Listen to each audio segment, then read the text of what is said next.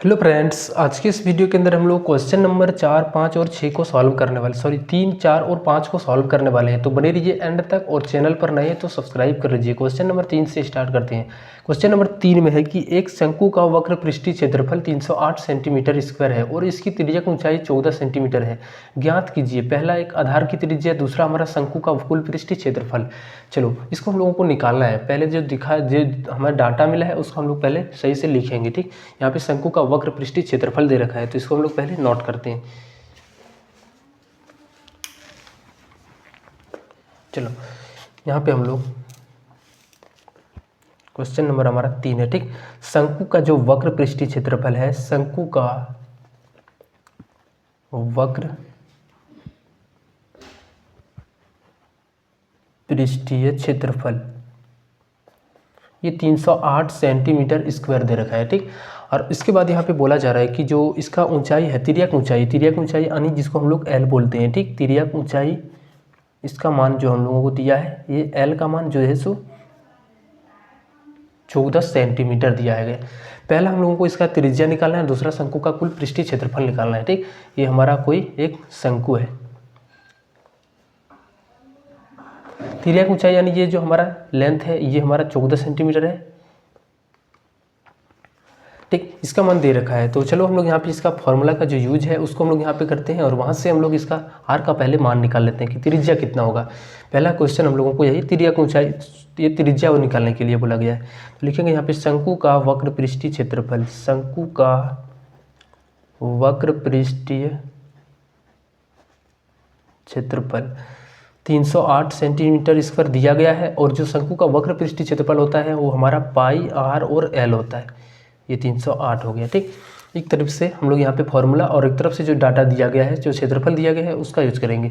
पाई का मान यहाँ पे 22/7 हो गया, गुना आर का मान निकालना है और एल का मान हम लोग देखो यहाँ पे 14 है तो इसका रखेंगे मान यहाँ पे 14 बराबर में 308।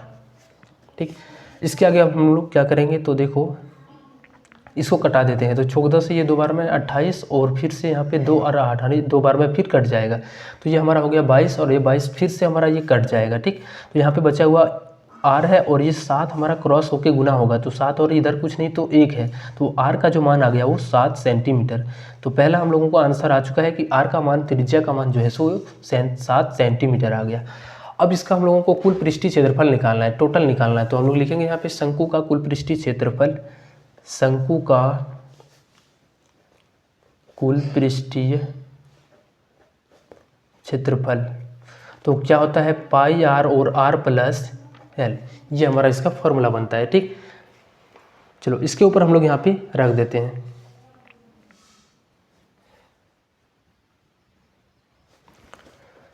पाई का जो मान है 22/7 हो जाएगा और आर का मान हम लोग अभी निकाल चुके हैं तो ये 7 हो जाएगा और आर प्लस एल, तो आर का मान फिर से 7 प्लस एल का मान यानी तिर्यक ऊंचाई का मान 14 है तो इसकी जगह पर यहाँ पे 14 आ जाएगा।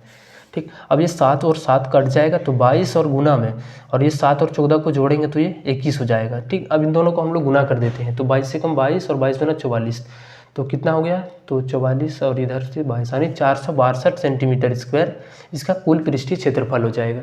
चलो अब नेक्स्ट क्वेश्चन हम लोग यहाँ पे क्वेश्चन नंबर 4 को सॉल्व करते हैं।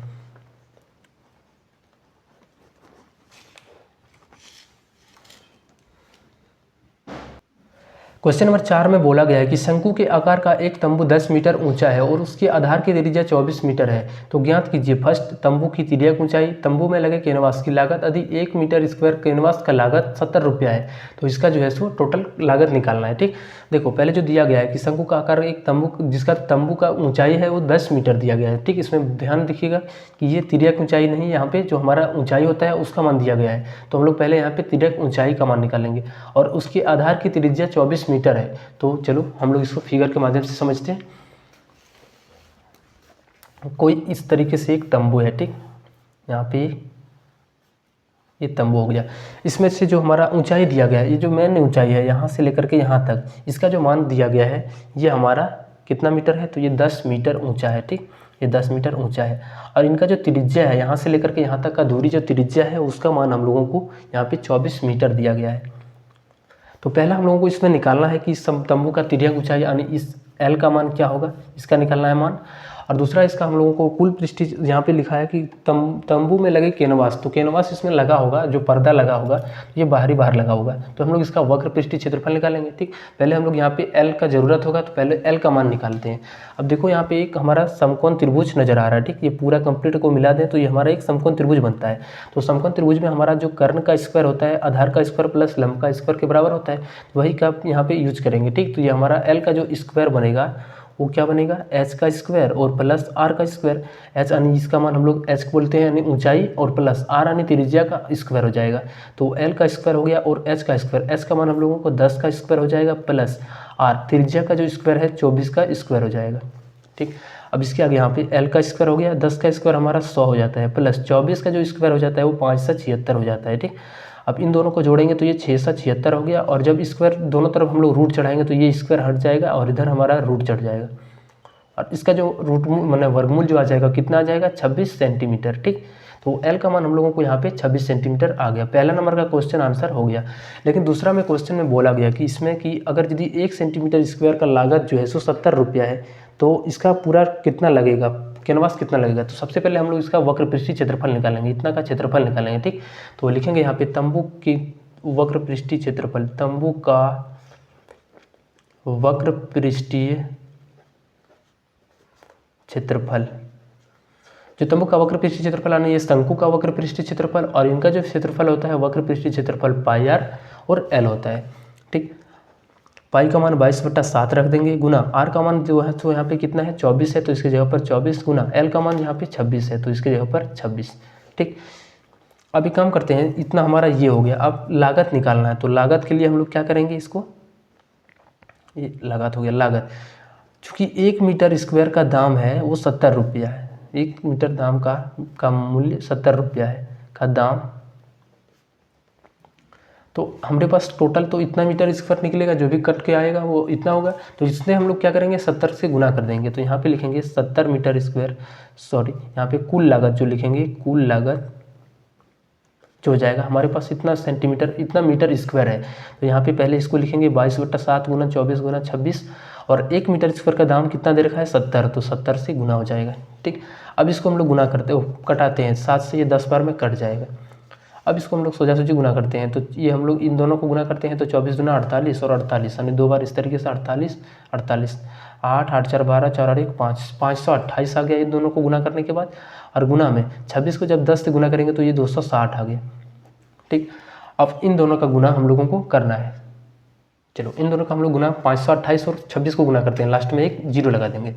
यहाँ पे हम लोग बगल में करते हैं 528 को 26 से, 6 × 48 हाथ में 4, 6 दूना 12 और 4 16 हाथ में 1, 6 पंचे 30, 30 और 1 31, 2 8 16, 2 दूना 4 और 1 5, 2 पंचे 10, ये 8 हो गया, और ये 6 और 6 12 हो गया, 5 और 1 6 हो गया, 3 और 1 13,628। कितना आ गया हमारा माल यहाँ पे 13,600,